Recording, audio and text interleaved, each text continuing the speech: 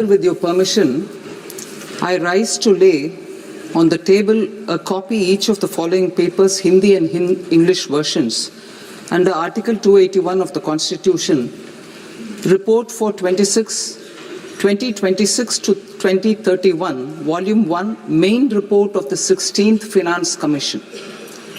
2. Report for 2026-2031, Volume 2, Annexures of the 16th Finance Commission.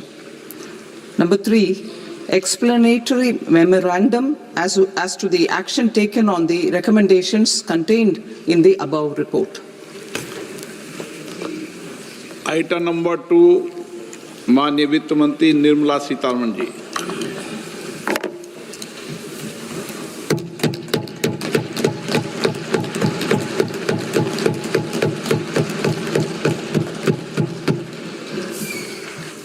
Honorable Speaker, sir, on the sacred occasion of Magh Purnima and the birth anniversary of Guru Ravidas, I present the budget for the year 2026-2027. Since we assumed office 12 years ago, India's economic trajectory has been marked by stability, fiscal discipline, sustained growth, and moderate inflation.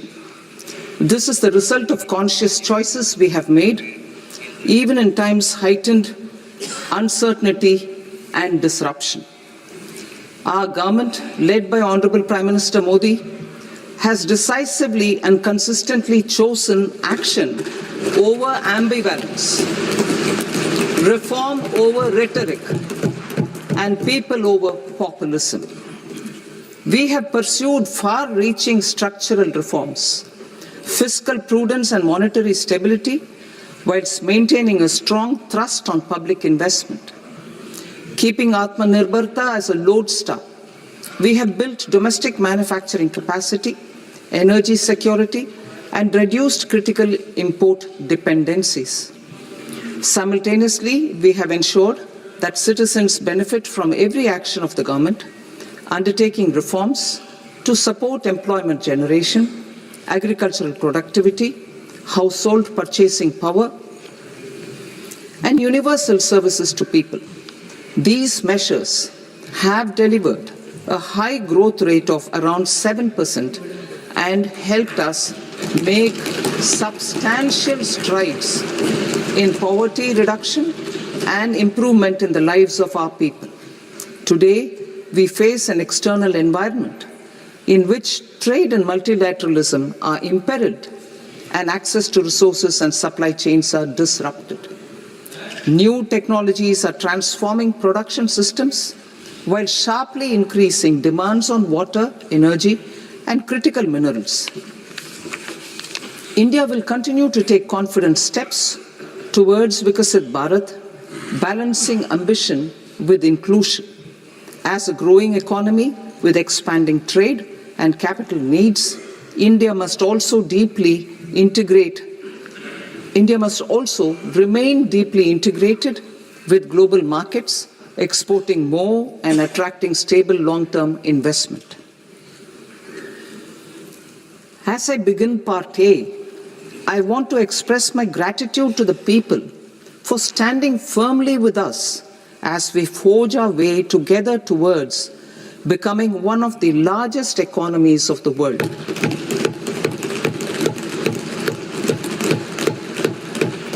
Our aim is to transform aspiration into achievement and potential into performance as we ensure that the dividends of growth reach every farmer, the scheduled caste, the scheduled tribes, the nomads, the youth, the poor, and the women.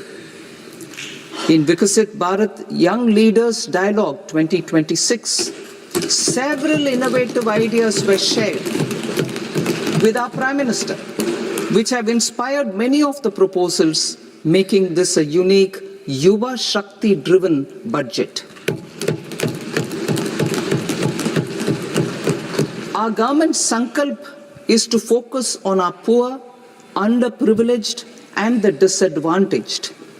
To deliver on this sankalp, And given that this is the first budget prepared in Kartavya Bhavan, we are inspired by three Kartavya. Our first Kartavya is to accelerate and sustain economic growth by enhancing productivity and competitiveness and building resilience to volatile global dynamics. Our second Kartavya is to fulfill aspirations of our people and build their capacity, making them strong partners in India's path to prosperity. Our third Kartavya, aligned with our vision of Sabka Saath, Sabka Vikas, is to ensure that every family, community, region, and sector has access to resources, amenities, and opportunities for meaningful participation. This threefold approach requires a supportive ecosystem. The first requirement is to sustain the momentum of structural reforms, continuous, adaptive, and forward-looking. Second, a robust and resilient financial sector is central to mobilizing savings, allocating capital efficiently, and managing risks. Third, cutting-edge technologies, including AI applications, can serve us as force multipliers for better governance. Reform Express. Our government has undertaken comprehensive reforms towards creating employment, boosting productivity, and accelerating growth. After the Prime Minister's announcement on Independence Day in 2025, over 350 reforms have been rolled out. This includes GST simplification, notification of labor codes, and rationalization of mandatory quality control orders. High-level committees have been formed, and in parallel, the central government is working with the state governments on deregulation and reducing compliance requirements. The Reform Express is well on its way and will maintain its momentum to help us fulfill our Kartavya. I now move to specific proposals. Under our first Kartavya, to accelerate and sustain economic growth, I propose interventions in 6 areas. 1. Scaling up manufacturing in 7 strategic and frontier sectors. 2. Rejuvenating legacy industrial sectors. 3. Creating champion MSMEs. 4. Delivering a powerful push for infrastructure. 5. Ensuring long-term security and stability. And 6. Developing city economic regions. Scaling up of manufacturing in 7 strategic and frontier sectors. Biopharma Shakti, meaning biopharma strategy for health advancement through knowledge, technology, and innovation. India's disease burden is observed to be shifting towards non-communicable diseases like diabetes, cancer, and autoimmune disorders. Biologic medicines are key to longevity and quality of life at affordable costs. To develop India as a global biopharma manufacturing hub,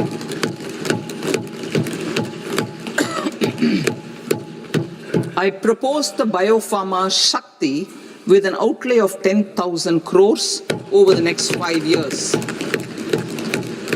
This will build the ecosystem for domestic production of biologics and biosimilars.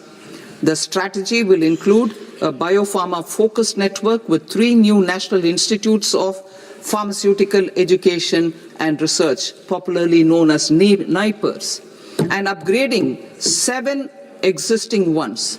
It will also create a network of 1,000 accredited India clinical trials sites We propose to strengthen the Central Drug Standard Control Organization to meet global standards and approve timeframes through and approval timeframes through a dedicated scientific review cadre and specialists.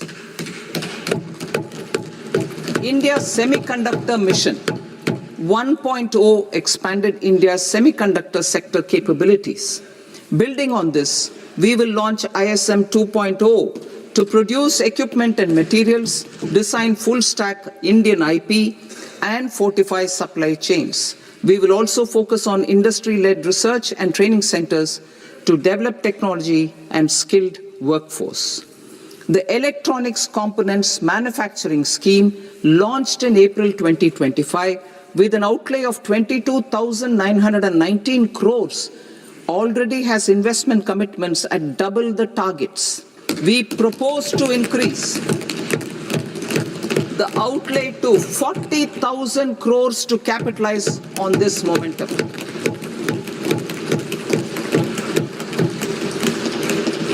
A scheme for rare earth permanent magnets was launched in 2025 November.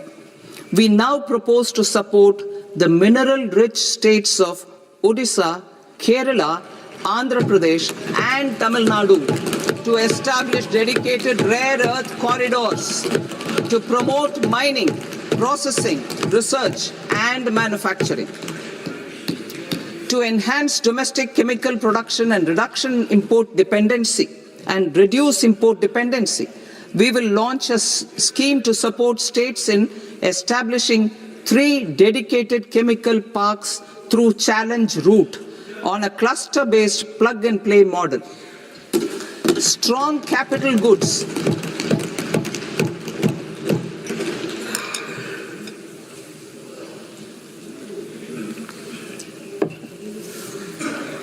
Strong capital goods capability is a determinant of productivity and quality across different sectors. Towards building this capacity, I propose the following. High-tech tool rooms will be established by central public sector enterprises at 2 locations as digitally enabled automated service bureaus that locally design, test and manufacture high-precision components at scale and at lower cost. 2. A scheme for enhancement of construction and infrastructure equipments will be introduced to strengthen domestic manufacturing of high-value and technologically advanced CIE. This can range from lifts in a multi-storied apartment or firefighting equipment in multiplexes, large or small, and to tunnel boring equipments for building metros and high-altitude roads.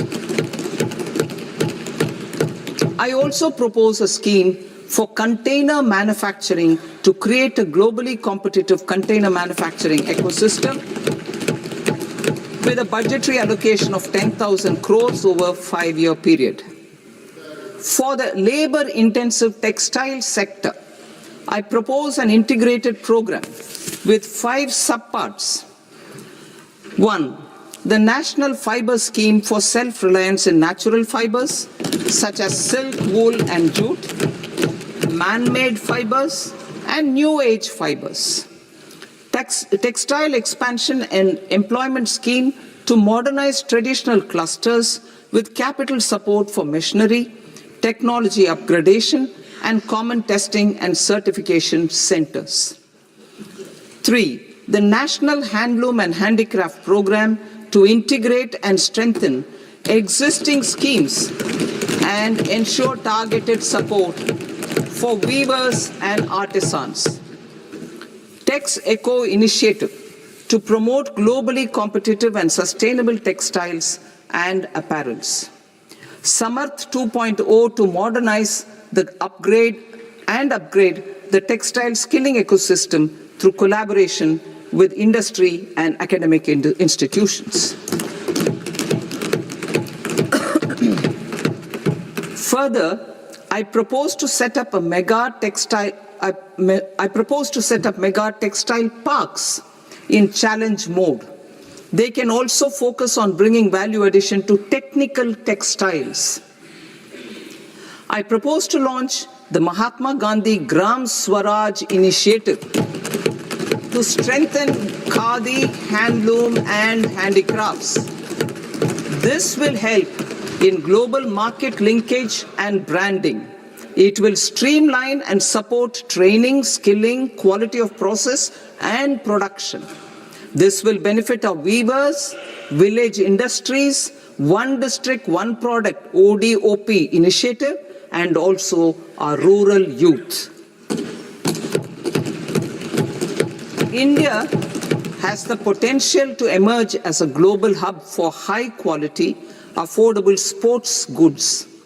I propose a dedicated initiative for sports goods that will promote manufacturing, research, and innovation in equipment design as well as material sciences. Rejuvenation of legacy industrial clusters. I propose to introduce a scheme to revive 200 legacy industrial clusters to improve their cost competitiveness and efficiency through infrastructure and technology upgradation. Creating champion SMEs and supporting micro enterprises. Recognizing MSMEs as a vital engine of growth, I propose a three-pronged approach to help them grow as champions. Equity support. I propose to introduce a dedicated 10,000 crores SME growth fund to create future champions, incentivizing enterprises based on select criteria. I also propose to top up the Self-Reliant India Fund set up in 2021 with 2,000 crores to continue support to micro enterprises and maintain their access to risk capital. Liquidity support. With TREDS, more than 7 lakh crore has been made available to MSMEs. To leverage its full potential, I propose 4 measures. 1. Mandate TREDS as the transaction settlement platform for all purchases from MSMEs by CPSEs, serving as a benchmark for other corporates. 2. Introduce a credit guarantee support mechanism through CGTMSE for invoice discounting on TREDS platform. 3. Link GEM with TREDS for sharing information with financiers about government purchases from MSMEs, encouraging cheaper and quicker financing. 4. Introduce TREDS receivables as asset-backed securities, helping develop a secondary market, enhancing liquidity and settlement of transactions. Professional support. Government will facilitate professional institutions such as the ICAI, ICSI, ICMAI to design short-term modular courses and practical tools to develop a cadre of corporate mitras, especially in Tier 2 and Tier 3 towns. These accredited para-professionals will help MSMEs meet compliance requirements at affordable costs. Infrastructure. During this past decade, our government has undertaken several initiatives for large-scale enhancement of public infrastructure, including through new financing instruments such as Infrastructure Investment Trust (InvITs) and Real Estate Investment Trust (REITs), and institutions like NIIF and NABFID. We shall continue to focus on developing infrastructure in cities with over 5 lakh population, that is Tier 2, Tier 3 cities, which have expanded to become growth centers.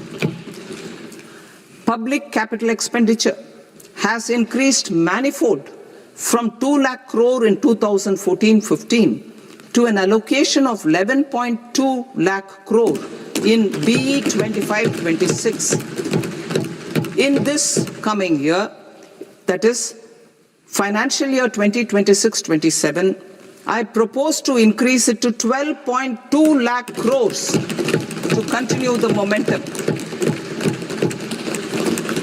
To strengthen the confidence of private developers regarding risks during infrastructure development and construction phase, I propose to set up an infrastructure risk guarantee fund to provide prudentially calibrated partial credit guarantee to lenders. Over the years, RITES have emerged as a successful instrument for asset monetization. I propose to accelerate recycling of significant real estate assets of the CPSEs through the setting up of dedicated RITES. To promote environmentally sustainable movement of cargo, I propose to 1. Establish new dedicated freight corridors connecting Dankuni in the east to Surat in the west. Operationalize 20 new national waterways over the next 5 years.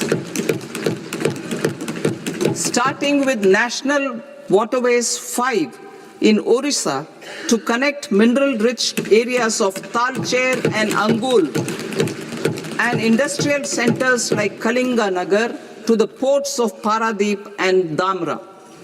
Training institutes will be set up as regional centers of excellence for development of required manpower for these waterways. This will benefit youth in the entire stretch of the waterways to train and acquire skills. Further, a ship repair ecosystem catering to inland waterways will also be set up at Varanasi and Patna. And C, launch a coastal cargo promotion scheme for incentivizing a modal shift from rail to road to increase the share of inland waterways and coastal shipping from 6% to 12% by 2047. To enhance last mile and remote connectivity and promote tourism, I propose to give incentives to indigenize manufacturing of seaplanes. A seaplane VGF scheme will be also introduced to provide support for operations. Carbon capture, utilization and storage. Aligning with the roadmap launched in December 2025, the carbon capture utilization and storage technologies at scale will achieve higher readiness and in end-use application across 5 industrial sectors, including power, steel, cement, refineries, and chemicals. An outlay of 20,000 crore is proposed over the next 5 years for this purpose. City economic regions. Cities are India's engines of growth, innovation, and opportunities. We shall now focus on Tier 2, Tier 3 cities, and even temple towns, which need modern infrastructure and basic amenities. This budget aims to further amplify the potential of cities to deliver the economic power of agglomerations by economic regions based on their specific growth drivers. An allocation of 5,000 crore per CER over 5 years is proposed for implementing their plans through a challenge mode with a reform-cum-result-based financing mechanism. In order to promote environmentally sustainable passenger systems, we will develop 7 high-speed rail corridors between cities as growth connectors, namely Mumbai to Pune, Pune to Hyderabad, Hyderabad to Bengaluru, Hyderabad to Chennai, Chennai to Bengaluru, Delhi to Varanasi, Varanasi to Siliguri.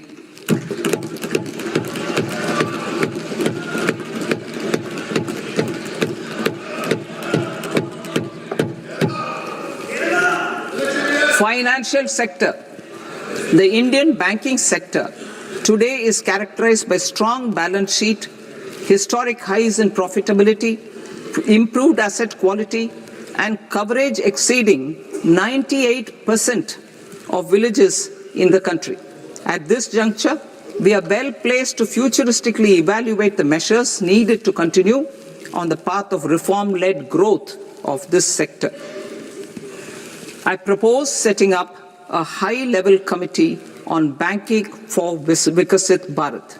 High-level committee on banking for Vikasit Bharat to comprehensively review the sector and align it with India's next phase of growth, while safeguarding financial stability, inclusion, and consumer protection. The vision for NBFCs for Vikasit Bharat has been outlined with clear targets for credit disbursement and technology adoption in order to achieve scale and improve efficiency in the public sector NBFCs. As a first step, it is proposed to restructure the Power Finance Corporation and Rural Electrification Corporation.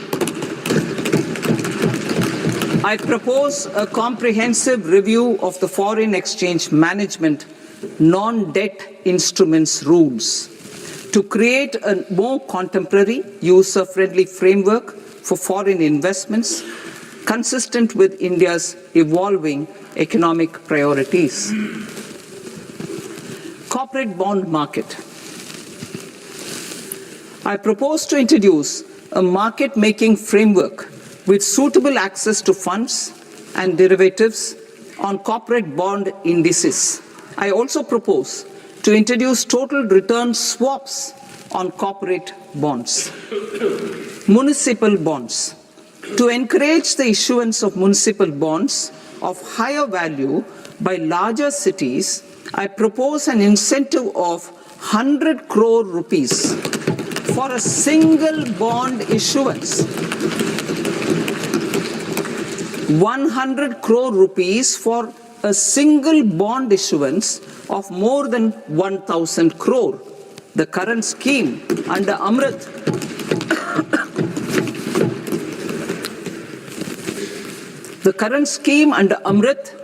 which incentivizes issuances up to 200 crores only, will also continue to support smaller and medium towns. That will also continue to support the smaller and medium towns. Ease of doing business.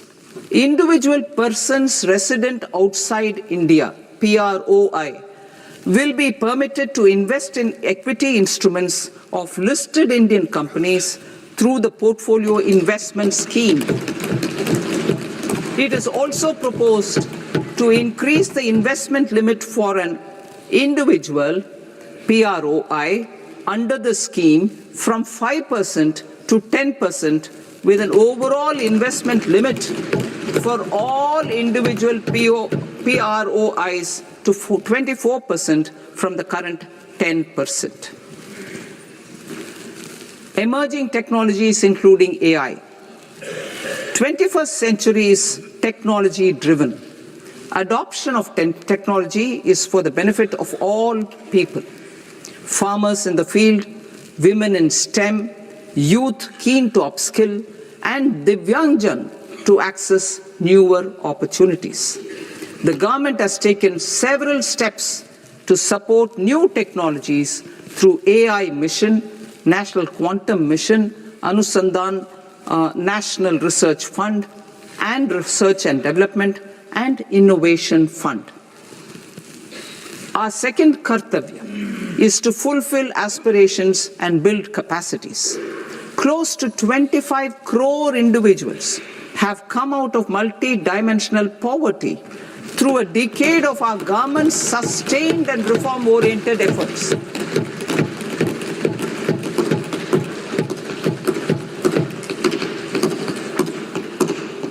Our government has therefore decided to place a renewed emphasis on the service sector to provide a pathway to fulfilling aspirations of a youthful India with the following measures. I propose to set up a high-powered Education to Employment and Enterprises Standing Committee to recommend measures that focus on services sector as a core driver of Vikasit Bharat. This will make us a global leader in services with a 10% global share by 2047. The committee will prioritize areas to optimize the potential for growth, employment, and exports. They will also assess the impact of emerging technologies, including AI, on jobs and skill requirements and propose measures thereof. To create a range of skilled career pathways, a new range of skilled career pathways for our youth, I propose interventions in the following sectors. Health. Existing institutions for allied health professionals will be upgraded and new AHP institutions established in private and government sectors. This will cover 10 selected disciplines, including optometry, radiology, anesthesia, OT technology, applied psychology and behavioral health, and add 1 lakh AHPs over the next 5 years. A strong care system covering geriatric and allied care services will be built. A variety of NSQF-aligned programs will be developed to train multi-skilled caregivers, combining core care and allied skills such as wellness, yoga, and operation of medical assistive devices. In the coming year, 1.5 lakh caregivers will be trained.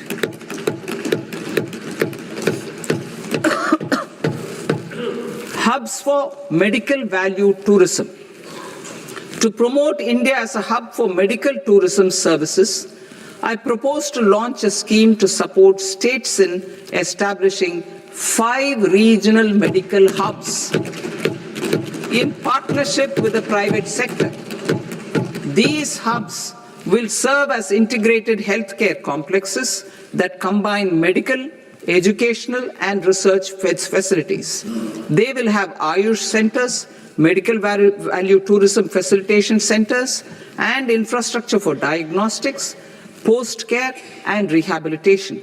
These hubs will provide diverse opportunities, job opportunities for health professionals, including doctors and AHPs. Ancient Indian yoga, already respected in several parts of the world, was given a mass global recognition when Honorable Prime Minister took it to the UN. Post-COVID, Ayurveda gained a similar global acceptance and recognition. Exporting quality Ayurveda products helps farmers who grow the herbs and youth who process the products. To meet growing global demand, a few more steps are being taken. I propose to 1. Set up 3 new All India Institutes of Ayurveda. 2. Upgrade Ayush pharmacies and drug testing labs for higher standards of certification ecosystem and make available more skilled personnel. 3. Upgrade the WHO Global Traditional Medicine Center in Jamnagar to bolster evidence-based research, training, and awareness for traditional medicine. Animal husbandry. Livestock contributes to close to 16% of farm income, including of poor and marginal households. To scale up availability of veterinary professionals by more than 20,000, I propose to roll out a loan-linked capital subsidy support scheme for establishment of veterinary and para-veterinary colleges, veterinary hospitals, diagnostic laboratories, and breeding facilities in private sector. Collaboration between Indian and foreign institutions will also be facilitated. Orange economy. India's animation, visual effects, gaming and comics sector, ABGC sector, is a growing industry projected to require 2 million professionals by 2030. I propose to support the Indian Institute of Creative Technologies, Mumbai, in setting up ABGC content creator labs in 15,000 secondary schools all over the country and 500 colleges. The Indian design industry is expanding rapidly, and yet there is a shortage of Indian designers. I propose to establish, through Challenge Route, a new National Institute of Design to boost design education and development in the eastern region of India. Education. Our government will support states through Challenge Route in creating 5 university townships in the vicinity of major industrial and logistics corridors. These planned academic zones will host multiple universities, colleges and research institutions, skill centers and residential complexes. In higher education, STEM institutions, prolonged hours of study and laboratory work pose some challenges for girl students. Through VGF, Viability Gap Funding and capital support, one girls' hostel will be established in every district.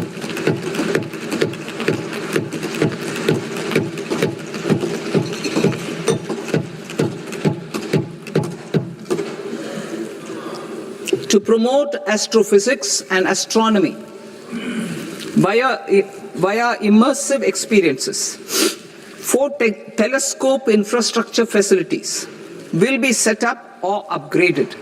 The National Large Solar Telescope, the National Large Optical Infrared Telescope, the Himalayan Chandra Telescope, and the Cosmos 2 Planetarium. Tourism. The tourism sector has the potential to play a large role in the employment generation, forex earnings, and expanding the local economy. I propose to set up a National Institute of Hospitality by upgrading the existing National Council for Hotel Management and Catering Technology. It will function as a bridge between academia, industry, and government. I also propose a pilot scheme for upskilling 10,000 guides in 20 iconic tourist sites through a standardized, high-quality, 12-week training course in hybrid mode in collaboration with the Indian Institute of Management. A national destination digital knowledge grid will be established to digitally document all places of significance, cultural, spiritual, and heritage. This initiative will create a new ecosystem of jobs for local researchers, historians, content creators, and technology partners. India has the potential and opportunity to offer world-class trekking and hiking experience. We will develop ecologically sustainable mountain trails in Himachal Pradesh, Uttarakhand, and Jammu Kashmir. Also in Araku Valley in the Eastern Ghats and Podigai Malai in the Western Ghats. Turtle trails along key nesting sites in the coastal areas of Odisha, Karnataka, and Kerala. And 3 bird watching trails along the Pulikat Lake in Andhra Pradesh, Tamil Nadu. It's on the border. Under the visionary leadership of Honorable Prime Minister, We established the International Big Cat Alliance in 2024. This year, India is hosting the first ever Global Big Cat Summit, where heads of governments and ministers from 95 range countries will deliberate on collective strategies for conservation. Heritage and culture tourism. I propose to develop 15 archaeological sites, including Lothal, Dholavira, Rakhigarhi, Adichanallur, Saranath, Hastinapur, and Leh Palace into vibrant experiential cultural destinations. Excavated landscapes will be open to the public through curated walkways. Immersive storytelling skills and technologies will be introduced to help conservation labs, interpretation centers, and guides. The sports sector provides multiple means of employment, skilling, and job opportunities. Taking forward the systematic nurturing of sports talent, which is set in motion through the Khelo India program earlier, I propose to launch a Khelo India mission to transform the sports sector over the next decade. The mission will facilitate an integrated talent development pathway supported by training centers, which are foundational, intermediate, and elite levels. B, systematic development of coaches and support staff. C, integration of sports science and technology. D, competitions and leagues to promote sports culture and provide platforms. And E, development of sports infrastructure for training and competition. Our third Kartavya aligns with our vision of Sabka Saath, Sabka Vikas towards Vikasit Bharat. This requires targeted efforts for 1, increasing farmer incomes through productivity enhancement and entrepreneurship, with special attention to small and marginal farmers. B, empowering Divyangjan through access to livelihood opportunities, training, and high-quality assistive devices. C, empowering the vulnerable to access mental health and trauma care.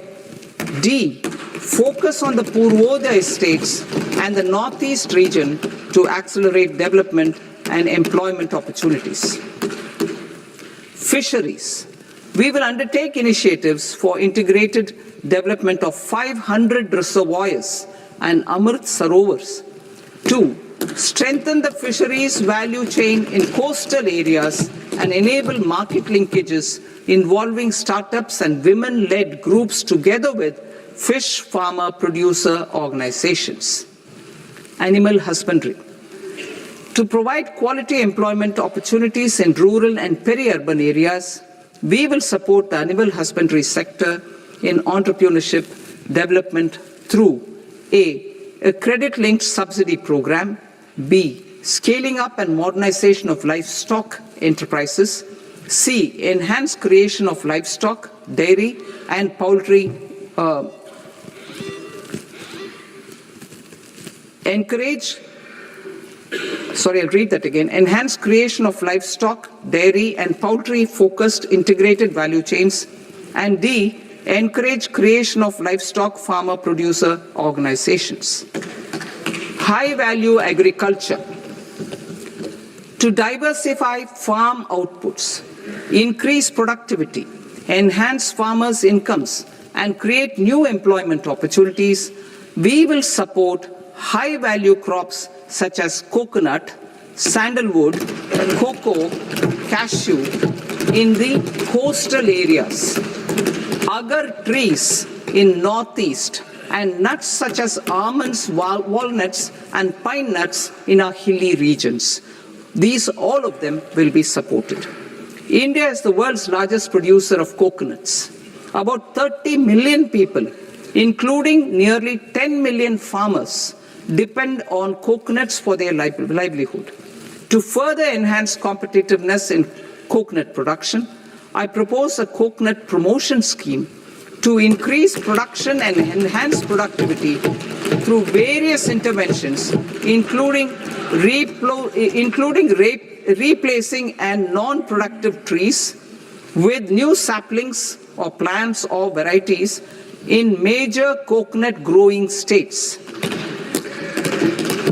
A dedicated program is proposed for Indian cashew and cocoa to make India self-reliant in raw cashew and coconut production and processing, enhance export competitiveness, and transform Indian cashew and Indian cocoa into premium global brands by 2030. Sandalwood. Sandalwood is closely linked to India's social and cultural heritage. Our government will partner with state governments to promote focused cultivation and post-harvest processing to restore the glory of the Indian sandalwood ecosystem, to rejuvenate old, low-yielding orchards, and expand high-density cultivation of walnuts, almonds, and pine nuts. We will support a dedicated program to enhance farmer incomes and in bringing value addition by engaging youth. Bharat Vistar, that is virtually integrated system to access agricultural resources. I propose to launch Bharat Vistar, a multilingual AI tool that shall integrate the AgriStack portals and the ICAR package on agricultural practices with AI systems. This will enhance farm productivity, enable better decisions for farmers, and reduce risk by providing customized advisory support. She Marts for rural women-led enterprises. Building on the success of Lakpati Didi program, I propose to help women take the next step from credit-linked livelihoods to being owners of enterprises. Self-help entrepreneur, She Marts will be set up as community-owned retail outlets within the cluster-level federations through enhanced and innovative financing instruments.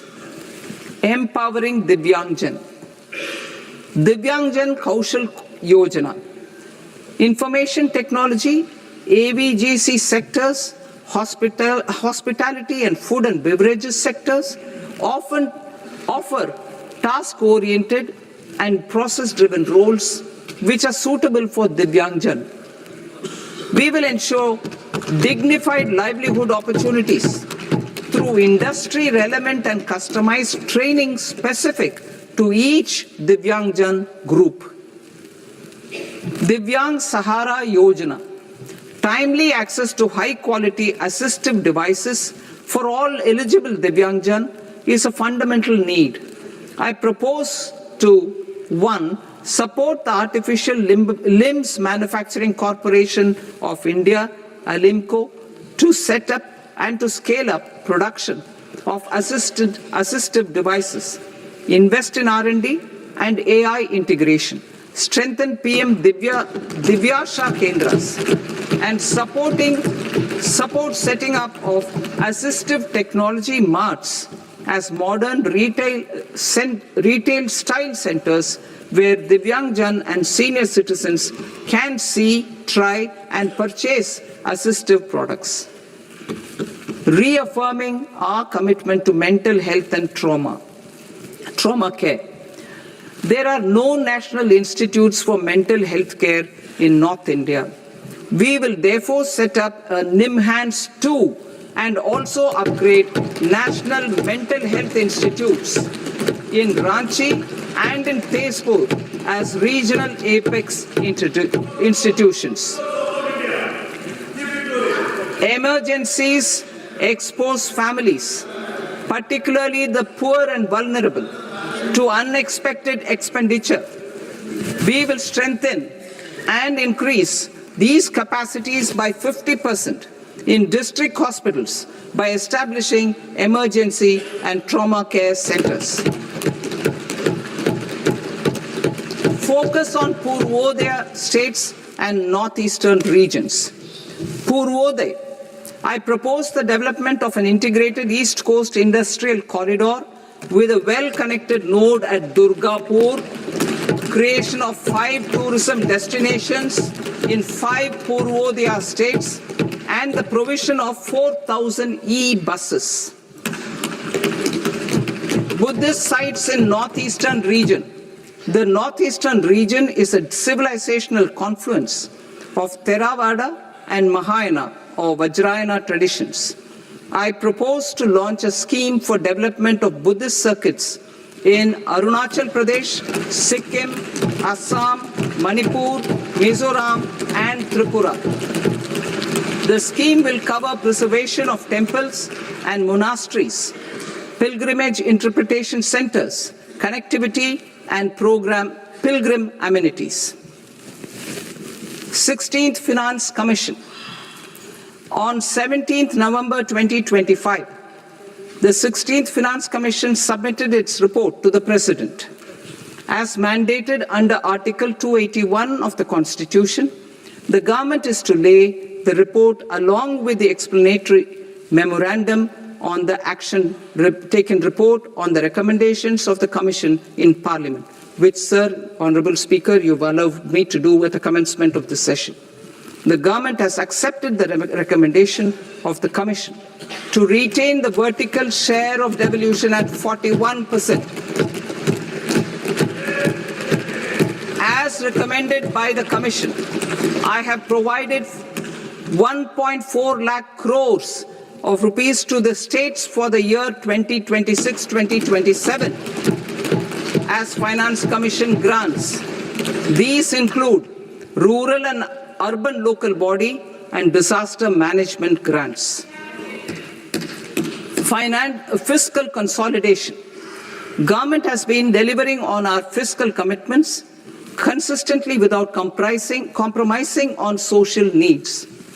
To strive towards accepted standards of fiscal management in Budget 25-26, I had indicated that the central government would target reaching a debt to GDP ratio of 50 plus or minus 1% by 2030-31.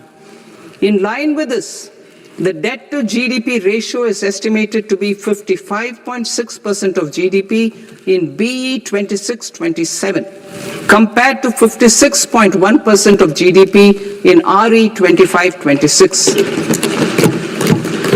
A declining debt to GDP ratio will gradually free up resources for priority sector lending and expenditure by reducing the outgo on interest payments. One of the main operational instruments for debt targeting is the fiscal deficit. I am happy to inform this august House that I fulfilled my commitment made in 2021-2022 to reduce fiscal deficit below 4.5% of GDP by 25-26. In RE 25-26, the fiscal deficit has been estimated at par with BE of 2025-26 at 4.4% of GDP.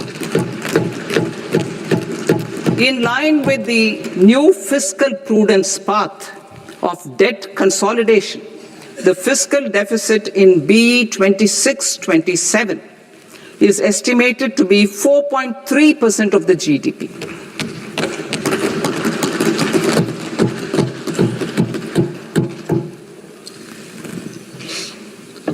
The revised estimates of the non-debt receipts are 34 lakh crore rupees, of which the centre's net tax receipts are 26.7 lakh crore. The revised estimate of the total expenditure is 49.6 lakh crore rupees, of which the capital expenditure is about 11 lakh crores. Budget estimates 2026 to 2027.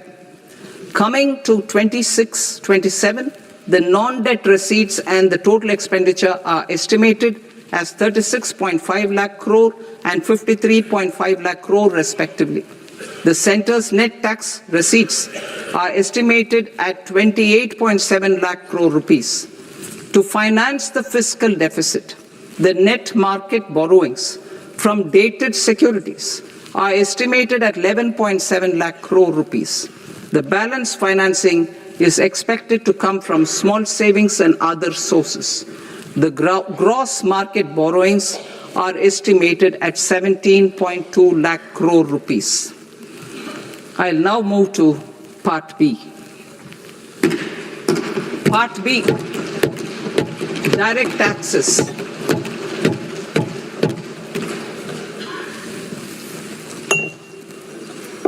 Honorable Speaker, sir, I now present my proposals on direct taxes. New Income Tax Act. In July 2024, I announced a comprehensive review of the Income Tax Act 1961. This was completed in a record time, and the Income Tax Act 2025 will come into effect from 1st April 2026. The simplified income tax rules and forms will be notified shortly, giving adequate time to taxpayers to acquaint themselves with its requirements. The forms have been redesigned such that ordinary citizens can comply without difficulty. Ease of living. I propose that any interest awarded by the Motor Accident Claims Tribunal to a natural person will be exempt from income tax, and any TDS on this account will be done away with. I propose to reduce TCS rate on the sale of overseas tour program package from the current 5% and 20% to 2% without any stipulation of amount. I propose to reduce TCS rate for pursuing education and for medical purposes under the Liberalized Remittance Scheme, popularly known as LRS, from 5% to 2%. Supply of manpower services is proposed to be specifically brought within the ambit of payment to contractors for the purpose of TDS to avoid ambiguity. Thus, TDS on these services will be at the rate of either 1% or 2% only. I propose a scheme for small taxpayers, wherein a rule-based automated process will enable obtaining a lower or nil deduction certificate instead of filing an application with the assessing officer. For the ease of taxpayer holding securities in multiple companies, I propose to enable depositories to accept Form 15G or Form 15H from the investor and provide it directly to various relevant companies. I propose to extend time available for revising returns from 31st December to up to 31st March with the payment of a nominal fee. I also propose to stagger the timeline for filing of tax returns. Individuals with ITR 1 and ITR 2 returns will continue to file till 31st July, and non-audit business cases or trusts are proposed to be allowed time till 31st August. TDS on sale of immovable property by a non-resident is proposed to be deducted and deposited through resident buyers and his or her PAN-based challan instead of requiring a TAN, which is a temporary accounting number. To address practical issues of small taxpayers like students, young professionals, tech employees, relocated NRIs, and such others, I propose to introduce a one-time 6-month foreign asset disclosure scheme for these taxpayers to disclose income or assets below a certain size. This scheme would be applicable for two categories of taxpayers, namely, A, who did not disclose their overseas income or assets, and B, who disclosed their overseas income and or paid due tax but could not declare the asset acquired. For category A, the limit of undisclosed income or asset is proposed to be up to 1 crore rupees. they need to pay 30% of fair market value of asset or 30% of undisclosed income as tax and 30% as additional income tax in lieu of penalty and would thereby get immunity from prosecution. For category B, asset value is proposed to be up to 5 crore rupees. Here, immunity from both penalty and prosecution will be available with a payment of fee of 1 lakh rupees. Rationalizing penalty and prosecution. Multiplicity of proceedings are hindrance to the ease of doing business. I propose to integrate assessment and penalty proceedings by way of a common order for both. There will be no interest liability on the taxpayer on the penalty amount for the period of appeal before the first appellate authority, irrespective of the outcome of appeal process. Further, quantum of prepayment is being reduced from 20% to 10% and will continue to be calculated only on core tax demand. As an additional measure for reducing litigation, I propose to allow taxpayers to update their returns even after reassessment proceedings have been initiated and an additional 10% tax rate over and above the rate applicable for the relevant year. The assessing officer will then use only this updated return in his proceedings. There is already a framework for immunity from penalty and prosecution in the cases of underreporting. I propose to apply this framework for immunity to misreporting too. However, in such a case, the taxpayer will need to pay 100% of the tax amount as an additional income tax over and above the tax and interest due. Penalties for certain technical defaults, such as failure to get accounts audited, non-furnishing of transfer pricing audit report, and default in furnishing statement for financial transactions are proposed to be converted into fee.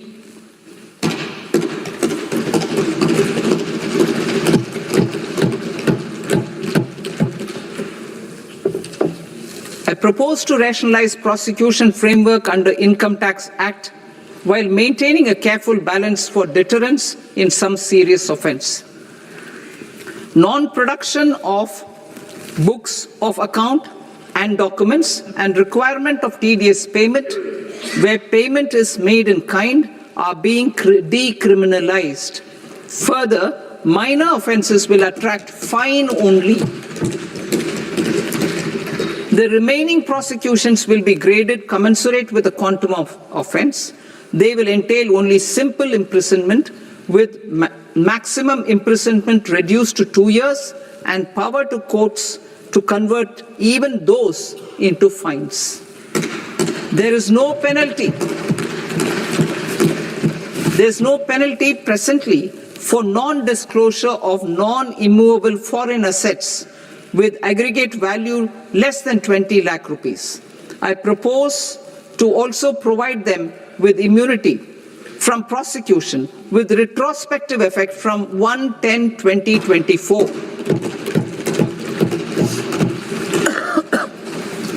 Cooperatives. Deduction is already allowed to a primary cooperative society engaged in supplying milk, oilseeds, fruits or vegetables raised or grown by its members. I propose to extend this deduction to also include supply of cattle feed and cotton seed produced by its members. I propose to allow inter-cooperative society dividend income as deduction under the new tax regime to the extent it is further distributed to its members. I further propose to allow exemption for a period of 3 years to dividend income received by a notified national cooperative federation on their investments made in companies up to 31/1/2026. This exemption would be allowed only for dividends further distributed to its member cooperatives. Supporting IT sector as India's growth engine. India is a global leader in software development services, IT-enabled services, knowledge process outsourcing services, and contract R&D services relating to software development. These businesses and their segments are quite interconnected with each other. All these services are proposed to be clubbed under a single category of information technology services with a common safe harbor margin of 15.5% applicable to all. The threshold for availing safe harbor for IT services is being enhanced substantially from 300 crore rupees to 2,000 crore rupees. Safe harbor for IT services shall be approved by an automated rule-driven process without any need for tax officer to examine and accept the application.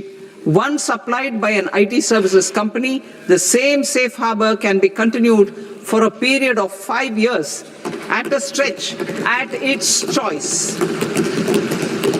For IT services companies who want to conclude advanced pricing agreement, APA, I propose to fast-track unilateral APA process for IT services and endeavor to conclude it within a period of 2 years.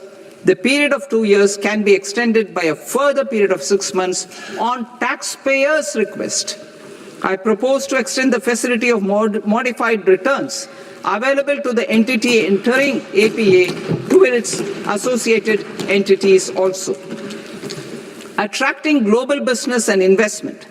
Recognizing the need to enable critical infrastructure and boost investment in data centers, I propose to provide tax holiday till 2047 to any foreign company that provides cloud services to customers globally by using data center services from India. It will, however, need to provide services to Indian customers through an Indian reseller entity. I also propose to provide a safe harbor of 15% on cost in case the company providing data center services from India is a related entity. To harness the efficiency of just-in-time logistics for electronic manufacturing, I propose to provide safe harbor to non-residents for component warehousing in a bonded warehouse at a profit margin of 2% of the invoice value.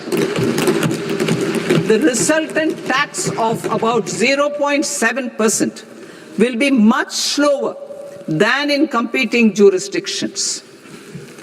To provide fillip to toll manufacturing in India, I propose to provide exemption from income tax for 5 years to any non-resident who provides capital goods, equipment, or tooling to any toll manufacturer in a bonded zone. To encourage vast pool of global talent to work in India for a longer period of time, I propose to provide exemption to global, non-India sourced income of a non-resident expert for a stay period of 5 years under notified schemes. I propose to provide exemption from minimum alternate tax, the MAT, to all non-residents who pay tax on presumptive basis. Tax administration. I propose to constitute a joint committee of Ministry of Corporate Affairs and Central Board of Direct Taxes for incorporating the requirements of income computation and disclosure standards, the ICDS, in the Indian Accounting Standards, IND AS itself. Separate accounting requirement based on ICDS will be done away with from the tax year 27-28. To support Prime Minister Modi's vision of homegrown accounting and advisory firms to become global leaders, I propose to rationalize the definition of accountant for the purposes of safe harbor rules. Other tax proposals. Change in taxation of buyback was brought in to address the improper use of buyback route by promoters. In the interest of minority shareholders, I propose to tax buyback for all types of shareholders as capital gains. However, to disincentivize misuse of tax arbitrage, promoters will pay an additional buyback tax. This will make effective tax 22% for corporate promoters. For non-corporate promoters, the effective tax will be 30%. TCS rate for sellers of specific goods, namely alcoholic liquor, scrap, and minerals, will be rationalized to 2%, and that on tendu leaves will be reduced from 5% to 2%.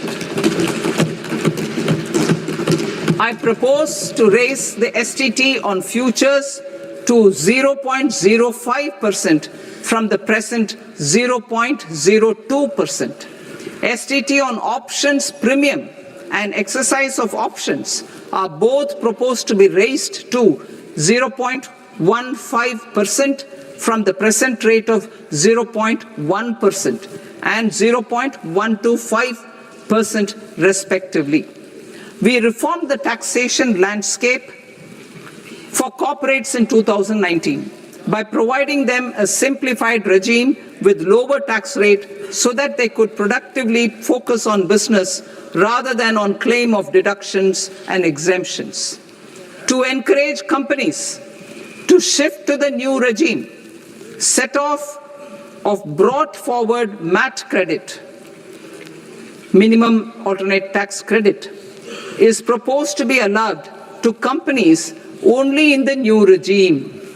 Set off using available MAT credit is proposed to be allowed to an extent of 1/4 of the tax liability in the new regime. MAT is proposed to be made final tax, so there will be no further credit accumulation from 1st April 2026. In line with this change, the rate of final tax is being reduced to 14% from the current MAT rate of 15%. The brought forward MAT credit of taxpayers accumulated till 30th March 2026 will continue to be available to them for set-off as above. Indirect taxes. I shall now take up proposals related to indirect taxes. My proposals for customs and central excise aim to further simplify the tariff structure, support domestic manufacturing, promote export competitiveness, and correct inversion in duty. To continue weeding out long-continuing customs duty exemptions, I propose to remove certain exemptions on items which are being manufactured in India or where the imports are negligible. Similarly, to further simplify the process of ascertaining the rate of duty applicable on a particular item, I propose to incorporate certain effective rates in various customs notifications to the tariff schedule itself. I shall now take up sector-specific proposals. Promotion of exports of marine, leather, and textile products. I propose to increase the limit for duty-free imports of specified inputs used for processing seafoods for export from the current 1% to 3% of FOB value of the previous year's export turnover. I also propose to allow duty-free imports of specified inputs, which is currently available for exports of leather or synthetic footwear, to exports of shoe uppers as well. I propose to extend the time period for export of final product from the existing 6 months to 1 year for exporters of leather or textile garments, leather or synthetic footwear, and other leather products. Energy transition and security. I propose to extend the basic customs duty exemption given to capital goods used for manufacturing lithium-ion cells for batteries to those used for manufacturing lithium-ion cells for battery energy storage systems also. I propose to exempt basic customs duty on import of sodium antimonate for use in manufacture of solar glass. Nuclear power. I propose to extend the existing basic customs duty exemption on imports of goods required for nuclear power projects till the year 2035 and expand it for all nuclear plants irrespective of their capacity. Critical minerals. It is proposed to provide basic customs duty exemption to the import of capital goods required for the processing of critical minerals in India. Biogas blended CNG. I propose to exclude the entire value of biogas while calculating the central excise duty payable on biogas blended CNG. Civil and defense aviation. I propose to exempt basic customs duty on components and parts required for the manufacture of civilian training and other aircrafts. It is proposed to exempt basic customs duty on raw materials imported for the manufacture of parts of aircraft to be used in maintenance, repair, or overall requirements by units in the defense sector. Electronics. To deepen value addition in the consumer electronics sector, I propose to exempt basic customs duty on specified parts used in the manufacture of microwave ovens. Special economic zone. To address the concerns arising about utilization of capacity by manufacturing units in the special economic zones due to global trade disruptions, I propose as a special one-time measure to facilitate sales by eligible manufacturing units in SEZs to the domestic tariff area at concessional rates of duty. The quantity of such sales will be limited to a prescribed proportion of their exports. Necessary regulatory changes will be undertaken to operationalize the measures while ensuring level playing field for the units working in the DTA. Ease of living. To rationalize the customs duty structure for goods imported for personal use, I propose to reduce the tariff rate on all dutiable goods imported for personal use from 20% to 10%. To provide relief to patients, particularly those suffering from cancer, I propose to exempt basic customs duty on 17 drugs or medicines. I propose also to add 7 more rare diseases for the purposes of exempting import duties on personal imports of drugs, medicines, and food for special medical purposes used in their treatment. Customs process. India's role and share in the global trade is poised for a major leap in line with our ambition and journey towards Viksit Bharat.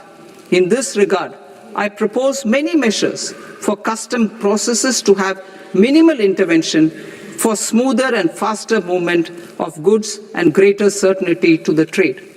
Trust-based systems. I propose to enhance duty deferral period for Tier 2 and Tier 3 authorized economic operators, known as AEOs, from 15 days to 30 days. I propose to provide eligible manufacturer importers the same duty deferral facility. This should encourage them to get themselves accredited as a full-fledged Tier 3 AEO in due course. To provide greater certainty and for better business planning, I propose to extend validity period of advance ruling binding on customs from the present 3 years to 5 years. In the spirit of the whole of government approach,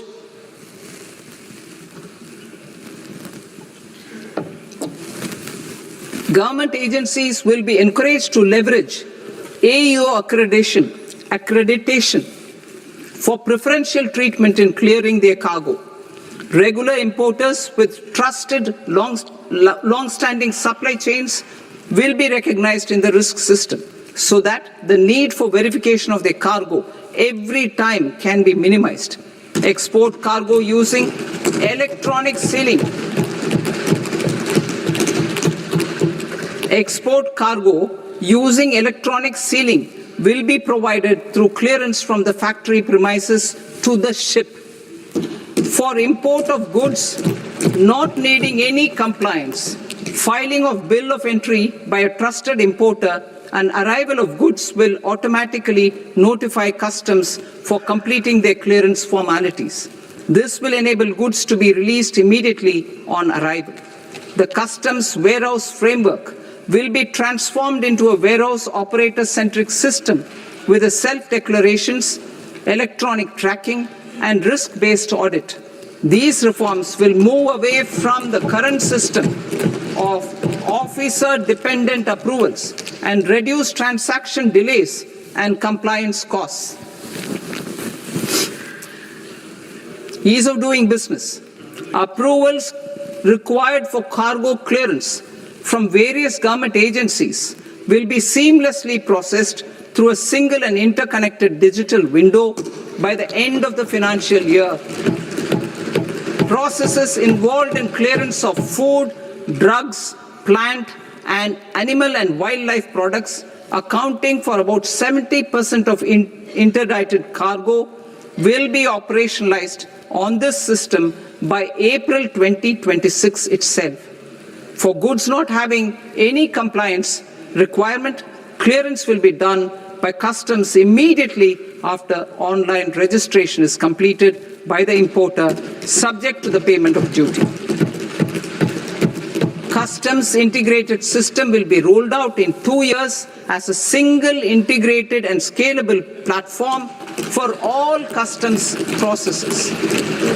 Utilization of non-intrusive scanning with advanced imaging and AI technology for risk assessment will be expanded in a phased manner with the objective to scan every container across all the major ports.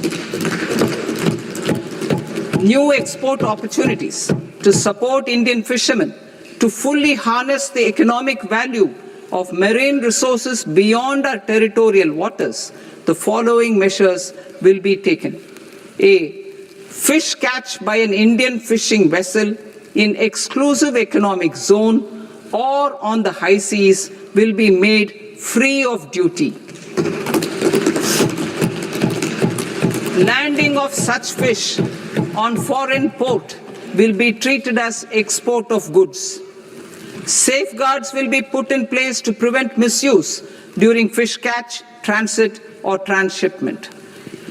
To support aspirations of India's small businesses, artisans, and startups to access global markets through e-commerce, I am pleased to announce complete removal of the current value cap of 10 lakh rupees per consignment on courier exports.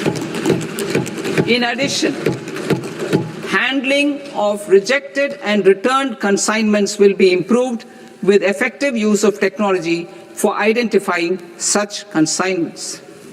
I propose to revise provisions governing baggage clearance during international travel to address genuine concerns of passengers. The revised rules will enhance duty-free allowances in line with the present-day travel realities and provide clarity in temporary carriage of goods brought in or taken out. There are honest taxpayers who are willing to settle disputes by paying all their dues, but they get deterred due to negative connotation associated with penalty. They will now be able to close cases by paying an additional amount in lieu of penalty. Honorable Speaker, sir, with this, I commend the budget to this august House. Jai Hind.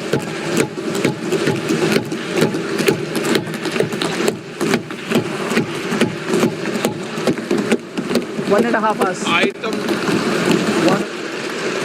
Item number 3 माननीय वित्त मंत्री जी।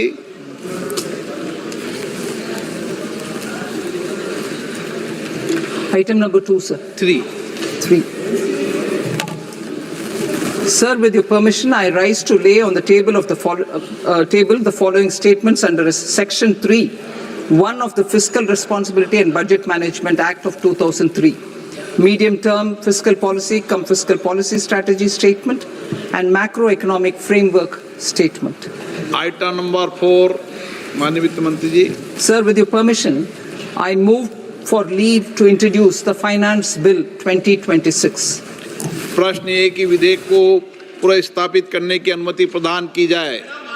जो सदस्य इस पक्ष में हाँ गए, जो सदस्य विरोध में ना गए, मेरे विचार में निर्णय हाँ वालों के पक्ष में, हाँ वालों के पक्ष में अनुमति प्रदान की जाती है।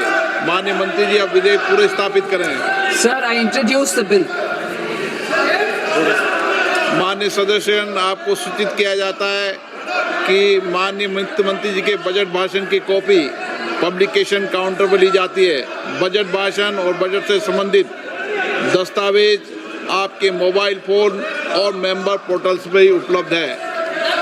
सभा की कार्रवाई कल सोमवार दिनांक 2 फरवरी 2026 को प्राप्त 11 बजे तक के लिए स्थगित की जाती है।